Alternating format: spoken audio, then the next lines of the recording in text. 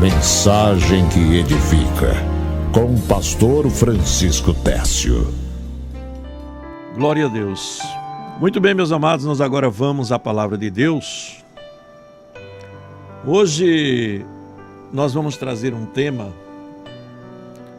para todo o povo de Deus, mas um tema que, na verdade, não é muito comentado nas igrejas, e que eu peço as orações dos irmãos. Eu peço as orações dos irmãos porque é um tema assim muito delicado e ao mesmo tempo um tema polêmico, não é? Hoje eu vou falar sobre a ação do anticristo através da nova ordem mundial. Quando eu digo polêmico, é porque existem a visão secular da nova ordem mundial, mas também existe a visão teológico-política, não é? Então, isso pode, de uma certa forma, trazer alguma polêmica para alguns. Mas vamos ouvir o que a Bíblia diz. E para começar esta palavra no dia de hoje, eu quero fazer uma pergunta para você. Sinceramente, você acha que essa desorganização que está aí na sociedade, essas crises que nós estamos vivendo, e quando eu falo de desorganização, crise, eu estou falando em todos os sentidos. Vamos citar algumas para que a gente possa compreender bem. A gente vê hoje que estamos vivendo crises na segurança pública, crise na economia, não é? Parte econômica, uma dificuldade terrível, preços aumentando. A gente está vivendo crise na saúde, não é? Vai nos hospitais. Procura hospitais para o teu atendimento. Veja bem. Segurança pública. A gente está vendo aí as autoridades sem conseguir conter a violência. Economia, saúde, segurança pública, crise nas famílias. As famílias se desagregando cada vez mais. Uma sociedade totalmente desagregada. Divórcios, altos índices de divórcio, separações, a falta de compromisso moral com a família, as famílias se destruindo com muita facilidade. Aí vem as ideologias humanas, não é? Vamos casar homem com homem, mulher com mulher. Vamos casar um homem, pode casar com duas mulheres e outro homem. Uma mulher pode casar com outra mulher e com um homem, se ela quiser também. Não fica por aí só não, pode até casar com animais. Já se fala nessas coisas também. Legalização da pedofilia. O que é pedofilia, pastor? Prática de sexo de adulto com criancinhas. Crime. Isso é um crime. Mas já se falam em descriminalizar. Acabar, não ser mais crime. Então veja bem, meus amados.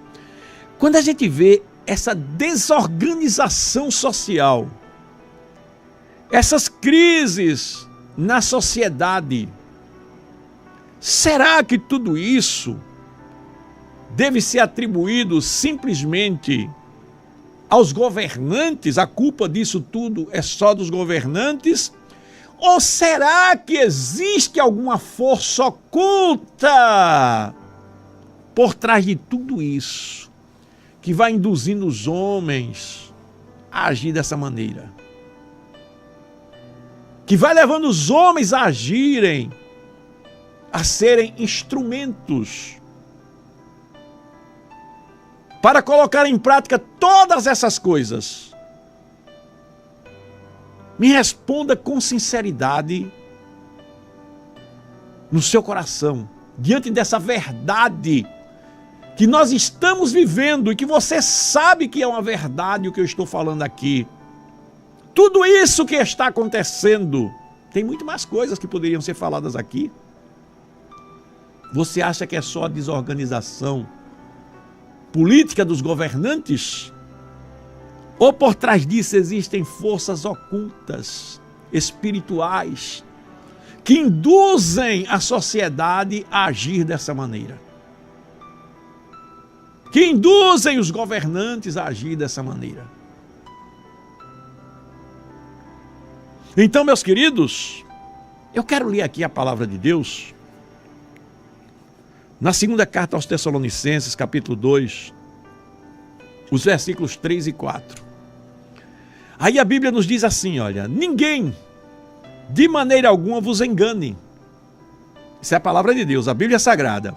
Ninguém de maneira alguma vos engane, porque não será assim, sem que antes venha a apostasia e se manifeste o homem do pecado, o filho da perdição, o qual se opõe e se levanta contra tudo que se chama Deus, ou se adora, de sorte que se assentará como Deus no templo de Deus, querendo parecer Deus.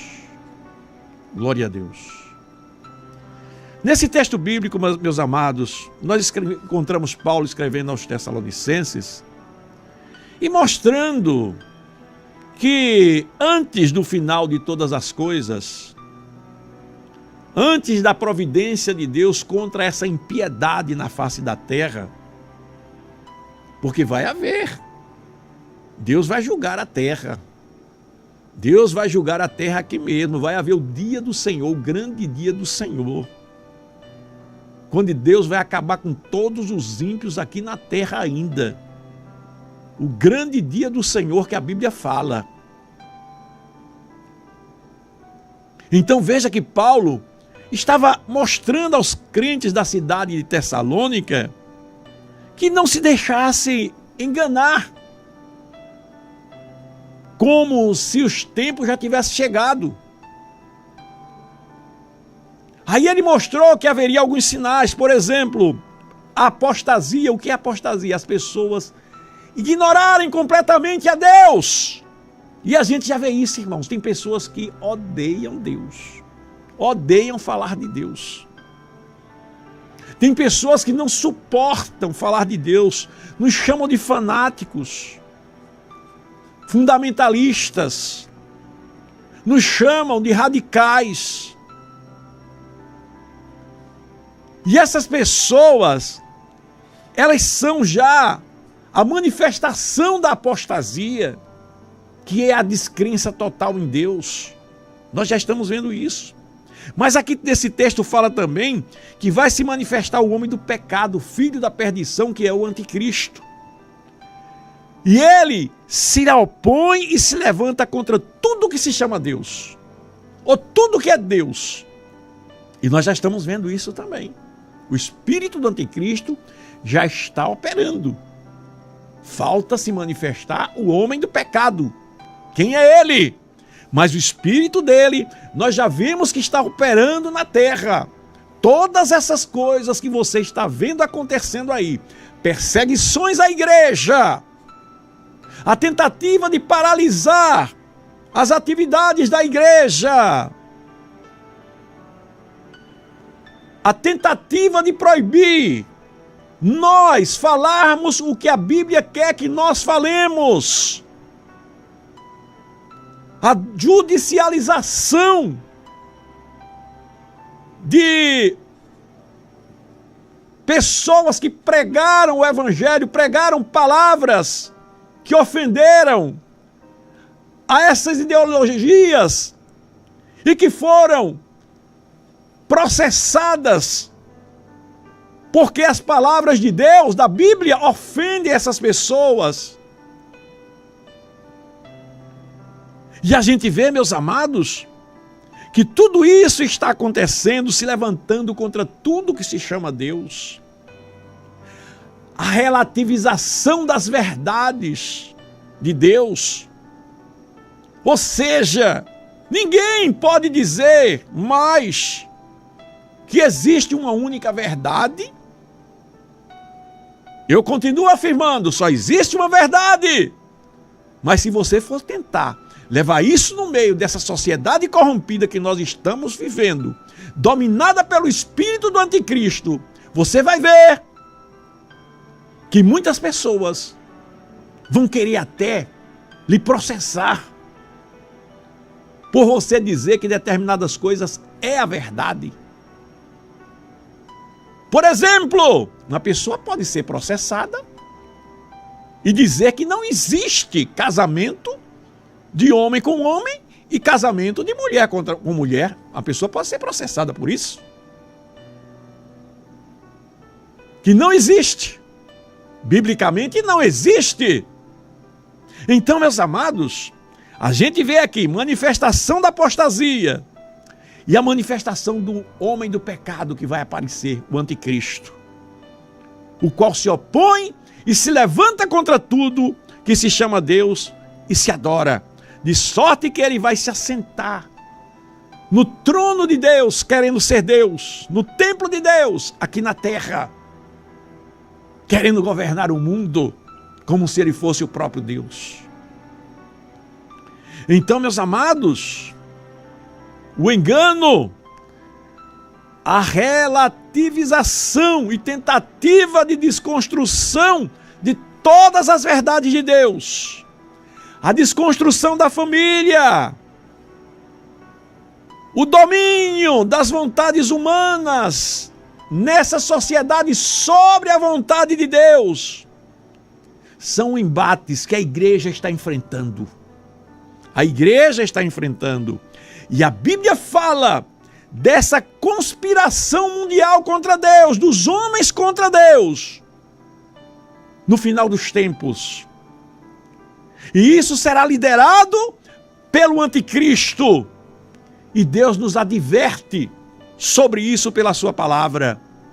Mas, amados, Deus vai julgar tudo isso porque ocorrerá no final aqui na terra a grande batalha do Armagedon, ou a batalha do dia do Senhor, identificada na Bíblia com a batalha de Deus contra a sociedade ímpia, a batalha de Deus contra a iniquidade, a batalha de Deus contra os homens pecadores, os homens que se opuseram ao reino de Deus serão julgados. Mas a gente vê que o mundo, esse sistema que está aí, a nova ordem mundial, está montando o cenário do mundo para tentar dominar o mundo. Mas tudo isso é a preparação para o grande dia do Senhor, o dia da batalha final. Então vamos entender um pouquinho o que é essa nova ordem mundial. Essa nova ordem mundial que Jeremias profetizou lá no capítulo 46, versículo 10. Nós vamos ver o que é isso aí, porque nós precisamos entender sobre esse assunto, porque Jeremias falou desse assunto, não é? Deixa eu ver aqui na palavra de Deus, vamos ver o que é que diz aqui, no livro de Jeremias, capítulo 46, e versículo 10, para que a gente possa ter uma ideia dessa profecia de Jeremias. Jeremias capítulo 46 e o versículo 10, ele fala o seguinte, olha só, diz aqui a santa palavra de Deus, glória a Deus. Olha, porque este dia é o dia do Senhor, o Senhor dos exércitos virá, será o dia de vingança contra os seus adversários, a espada devorará, fartar-se-á e se embriagará com o sangue deles, porque o Senhor dos Exércitos tem um sacrifício na terra do norte, junto ao rio Eufrates. Isso aqui, a terra do norte junto ao rio Eufrates, é justamente no vale do Armagedon. Então veja, está falando aqui o dia do Senhor. Ele diz assim: ó Egito, vem subindo com o Nilo, sobe com as tuas águas que se agitam, sobe e cobre a terra, porque eu destruirei as cidades que habitam nela. Avance os cavaleiros, estrondeai os carros, e sai os valentes, os etíopes, que manejam escudos, os lídios que manejam em tesa o arco, porque esse dia é o dia do Senhor. É como se Jesus estivesse dizendo assim: olha, se juntem todos os inimigos, venham para a batalha, porque vocês vão conhecer o dia do Senhor. E o mundo está sendo preparado. O mundo está sendo preparado pelo anticristo, pelo espírito do anticristo. Então ocorrerá essa batalha que você já ouviu falar dela. A batalha do Armagedon vai ser o dia do Senhor aqui na terra, ainda antes do juízo final, onde Deus vai esmagar todos os ímpios, onde Deus vai esmagar todos aqueles que se opuseram ao reino de Deus, e implantará aqui o governo do Senhor Jesus, o milênio. Então, antes de continuar falando sobre essa batalha do Armagedon, que eu vou citar alguns versículos para você, vamos falar primeiro sobre o que é a nova ordem mundial, para você entender o que é a nova ordem mundial. Quando a gente fala de nova ordem mundial, nós estamos falando, meus amados, no contexto atual, na nossa presente sociedade, nas relações políticas, as relações econômicas e internacionais que existem entre as nações, não é?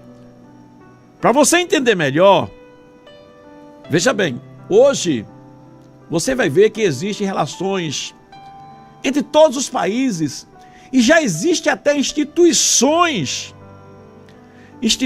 que são disseminadoras de uma política mundial, como, por exemplo, a Organização das Nações Unidas. O que é isso?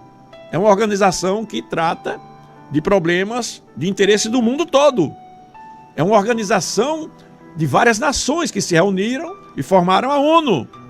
Organização Mundial de Saúde, né? Uma organização mundial também, onde várias nações se reuniram, que tenta administrar a saúde mundial.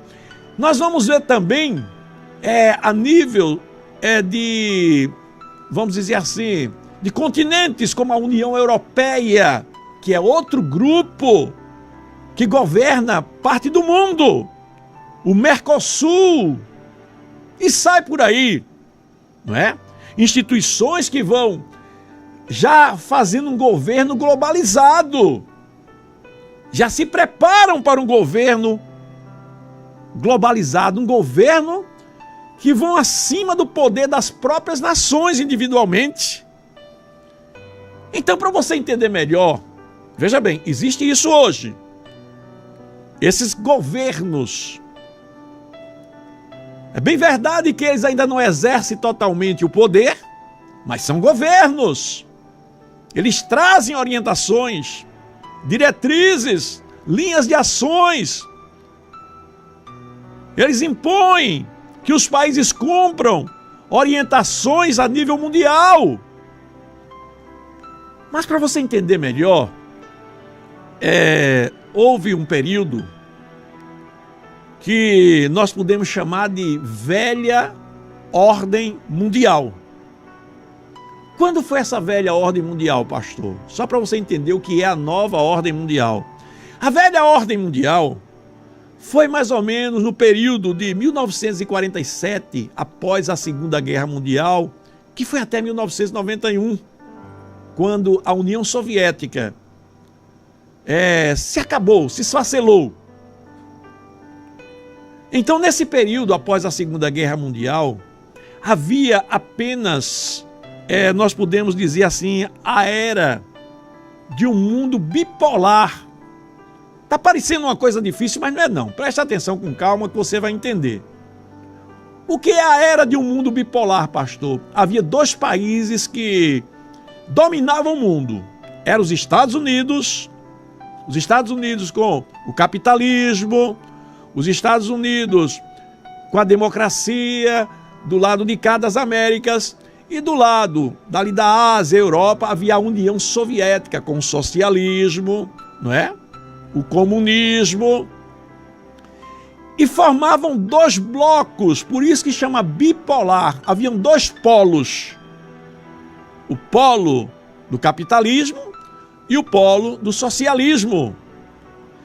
Daí os Estados Unidos prevaleceu, cresceu. Então, a União Soviética se esfacelou, acabou. E agora com os Estados Unidos começaram a surgir, outros países começaram a dominar também o mundo, pelo poder econômico. Começaram a aparecer países como o Japão, um pequeno país, mas que cresceu muito. E havia o poder econômico dos Estados Unidos, o poder político, mas o Japão começou a influenciar também no seu crescimento. Reino Unido, Alemanha. Aí depois surge o bloco da União Europeia e começa a surgir vários blocos de poderes no mundo que eram tanto econômico como também tinham poderes no sentido militar, poderes políticos, e começou a surgir vários setores do mundo onde agora cada um queria se impor. Queria se impor. E nesse negócio de querer se impor, entenderam que era melhor comerciar ou negociar. E daí é quando começa a globalizar, veja bem, começa a globalizar, procurando unificar um modelo único para que todo mundo se saísse bem. Né? A partir de agora, que existem vários blocos econômicos, com força política, com força militar, a cultura também do país, porque quando a gente fala nova ordem mundial, muitas pessoas pensam que é um grupo de homens. É um grupo de homens, mas na verdade é a instalação natural no mundo todo de uma negociação entre nações, entre poderes. E entre essas nações existem também os grandes milionários que influenciam a economia mundial também, o poder militar. E acabou-se a guerra, passou a Segunda Guerra Mundial. Hoje, a grande guerra é contra o terrorismo.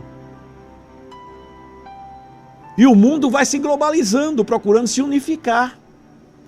Mas é justamente aí, nessa globalização, que começa agora a haver a quebra dos valores cristãos, a quebra dos valores éticos, porque se impõe que todo mundo deve aceitar a cultura de todo mundo, todo mundo deve aceitar a religião de todo mundo, todo mundo deve aceitar a maneira de ser de todo mundo, que a verdade não é só uma, que existem várias verdades. A religião não deve ser uma, deve ser uma reunião unificada, onde se junta todas as religiões. Você está entendendo? Veja como começou agora a formação desse período pós-moderno, onde se forma uma nova era, não é? E uma nova ordem mundial, onde as coisas são globalizadas, onde todos têm que aceitar tudo como cada um acha que é, e cada um tem sua verdade, e vai ter que conviver assim, e começa a entrar em conflito, e é justamente nisso, meus queridos irmãos, é justamente nisso que começa agora a haver os conflitos. Conduz a, vamos dizer, a juntar várias religiões para se formar uma religião só. várias culturas para conviverem juntos, um aceitando um ao outro.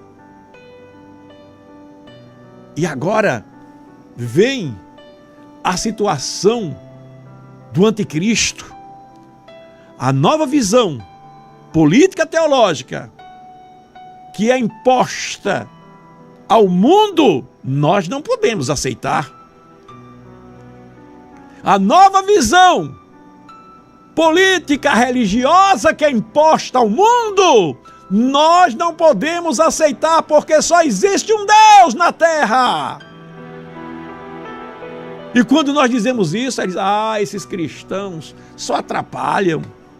Esses cristãos só atrapalham. Nós temos tantas religiões aí, nós temos o budismo, nós temos o islamismo, nós temos o shintoísmo, nós temos aí tantas religiões e esses cristãos ficam querendo impor, dizer que a deles é que é a verdade. Veja bem, se a gente olhar com uma visão secularista, uma visão mundana, aparentemente alguém até vai dar razão a eles. Não, mas eles são maioria. Mas só que Jesus disse que porque estreita é a porta e estreito é o caminho que leva à vida eterna, poucos são os que entrarão por ela.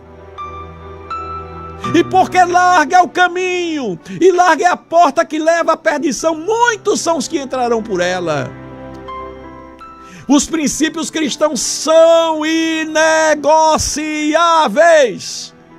Os princípios de Deus, a única verdade, são inegociáveis. E daí, meus amados, o que é que vai acontecer? O cristianismo vai ser perseguido.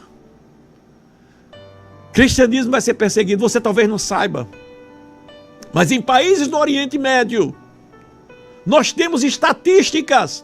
Procure aí o site Portas Abertas. Entre lá e veja. Você vai ver 60 mil crentes sendo mortos anualmente. Porque pregam a fé cristã naquela região do Oriente. Sabe por quê? Porque a maioria quer a verdade deles e os cristãos não aceitam. E aqui também vai ser assim. Aqui no Brasil vai ser assim também. Você já observe que existe perseguição contra a igreja. Existe perseguição contra o cristianismo, contra a nossa fé. Então, meus amados, o anticristo vai governar. Ele vai dominar, sim. Eu comecei falando que ele está preparando o mundo, né? Que vai ter a batalha do Armagedon.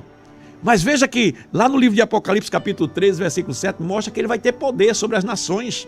Diz assim, olha, e foi-lhe permitido fazer guerra aos santos e vencê-los. Olha, vai ser permitido ao anticristo vencer muitas coisas aqui. E diz assim, e deu-se-lhe poder sobre toda tribo e língua e nação. Ele vai ter poder, ele vai mandar aqui na terra até o grande dia do Senhor. Ele vai governar por um período de tempo. A igreja já terá sido arrebatada nesse momento. A igreja não estará mais aqui na terra nesse momento, mas ele vai governar, o anticristo. E quando ele estiver governando, aí vem a batalha do Armagedon, que foi profetizada por Jeremias. Eu li aqui, não é?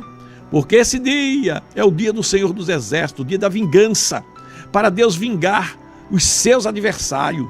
E a espada devorará, e fartar-se-á e embriagar-se-á com o sangue deles, porque o Senhor Deus dos Exércitos tem um sacrifício na terra do norte, junto ao rio Eufrates. É justamente lá na região de Armagedon. Então, meus amados, essa batalha, ela é citada 2 vezes no livro de Apocalipse. Apocalipse 16 e 14 diz assim, porque são os espíritos demônios, olha lá o que é que diz a Bíblia, viu? Que fazendo milagres vão ao encontro dos reis da terra e de todo o mundo para os congregar para a batalha. para o grande dia do Deus Todo-Poderoso. Demônios vão pegar os reis da terra, vão levar eles de encontro à igreja do Senhor, vão levar eles de encontro aos santos do Senhor, vão tentar batalhar contra ele, e Deus vai permitir tudo isso. E Deus vai permitir, porque diz aqui Apocalipse 16 e 14, porque são espíritos de demônios que, fazendo milagres, vão ao encontro dos reis da terra e de todo mundo para os congregar para a batalha. Naquele grande dia, o dia do Deus Todo-Poderoso. Apocalipse 16, 16 diz: e os congregarão no lugar que em hebreu se chama Armagedon. Então esse nome, ultimamente, irmãos, a gente tem visto que as pessoas falam já de uma grande catástrofe mundial, uma guerra nuclear. As nações estão se armando poderosamente. É como uma guerra que vai preparar o caminho para o tempo de paz, o tempo de justiça.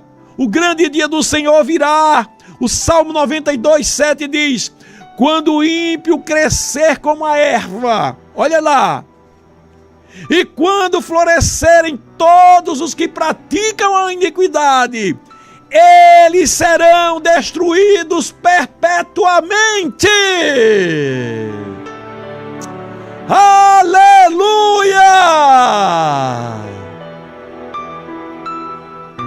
Meus amados, quantos fatos estranhos têm acontecido nesse mundo? Quantos fatos estranhos têm acontecido nesse mundo? Quando nós analisamos essas coisas que estão acontecendo aí, não é? Essas ideologias humanas, a perversão das criancinhas nas escolas, a erotização das crianças nas escolas.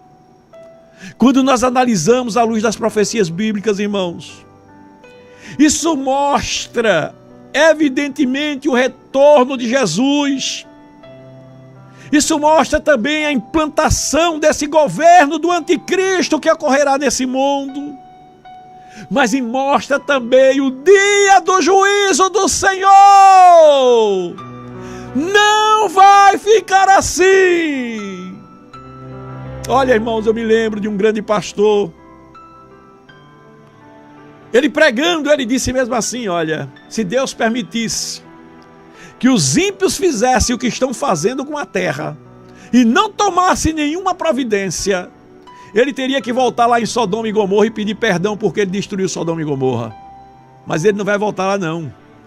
Sabe por que ele não vai voltar lá não? Porque ele vai tomar providência. O que está acontecendo na terra, haverá o grande dia do Senhor, a batalha do Armagedon, a batalha onde Deus vingará, onde Ele fará justiça, destruirá todos os ímpios da face da terra. Isso será antes do grande dia do juízo final. Ele vai destruir aqui na terra, vai mandá-los para a morte até o grande dia do juízo final. Então todas as crises que nós estamos vivenciando, irmãos, elas refletem o fato de que tudo está ocorrendo dentro da vontade de Deus. Deus não perdeu o controle da situação não. Tudo que está aí acontecendo nesse mundo, os ímpios pensando que estão dominando, mas eles não dominam nada. Leia lá o Salmo 2, que a Bíblia diz que os grandes dessa terra se levantam contra Deus e contra o seu ungido, mas Deus sorri deles. Deus sorri deles. Coitados, coitados. Aleluia. Qual é que deve ser a nossa posição diante de tudo isso? Para encerrar, meu querido, Jesus um dia disse mesmo assim, olha, Mateus capítulo 10, versículo 28. Não temam os que matam o corpo e não podem matar a alma. Por quê? Porque a nossa vida não é aqui, meus irmãos. Não temam os que podem matar o corpo, mas não podem matar a alma. Temam antes aqueles que podem fazer perecer no inferno tanta alma como o corpo.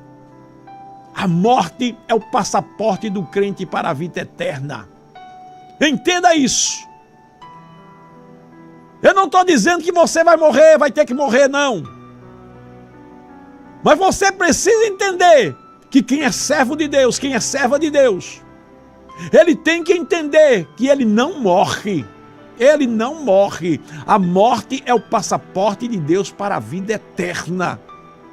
Mas o ímpio, Jesus diz aqui, temam antes aquele que pode fazer perecer no inferno a alma e o corpo. E é isso que vai acontecer com os ímpios, com aqueles que perseguem a igreja, com aqueles que vão de encontro às coisas de Deus, com aqueles que se negam a fazer a vontade de Deus. Aleluia! Jesus disse, olha, não temam, vocês precisam saber, olha para aqueles passarinhos ali, eu não cuido deles, ainda mais de vocês. Olha para aquelas flores lá no campo, nem Salomão em toda a sua glória se vestiu como ela. Se eu cuido dela, quanto mais de vocês. Deus está cuidando de você, meu irmão. O mal não vai entrar na tua casa. O mal não vai entrar na tua casa. O apóstolo Paulo concluiu dizendo, quem nos separará do amor de Cristo? A tribulação, a angústia, a perseguição, a fome, a nudez, o perigo, a espada. Como está escrito, por amor de ti somos entregues à morte todo dia. Somos reputados como ovelhas que seguem para o matadouro. Mas em todas essas coisas somos mais do que vencedores por aquele que nos amou. Porque eu estou certo que nem a morte, nem a vida, nem os anjos, nem os principados, nem as potestades, nem o presente, nem o porvir, nem altura, nem profundidade, nem alguma outra criatura nos poderá separar do amor de Deus que está em Cristo Jesus, nosso Senhor. Aleluia! E eu concluo.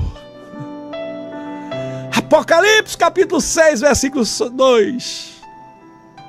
João, na sua visão, ele diz, e olhei, e eis um cavalo branco, e o que estava sentado sobre ele tinha um arco, e foi-lhe dado uma coroa, e saiu vitorioso, e para vencer.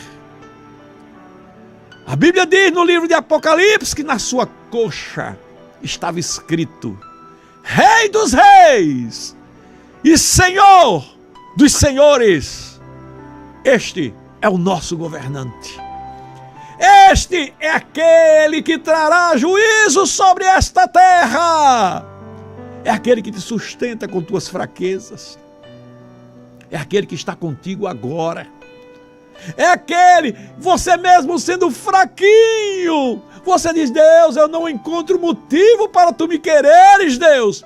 Mas ele diz, eu te amo, Jesus. Jesus diz, eu te amo. Eu te amo do jeito que tu és, com tuas fraquezas, com tuas falhas. Eu te comprei não é porque tu és bonito nem forte, nem porque és melhor do que ninguém. Eu te comprei porque existe algo especial na tua vida que só eu sei, diz o Senhor. Oh, Ramanai! Não temas, eu estou contigo.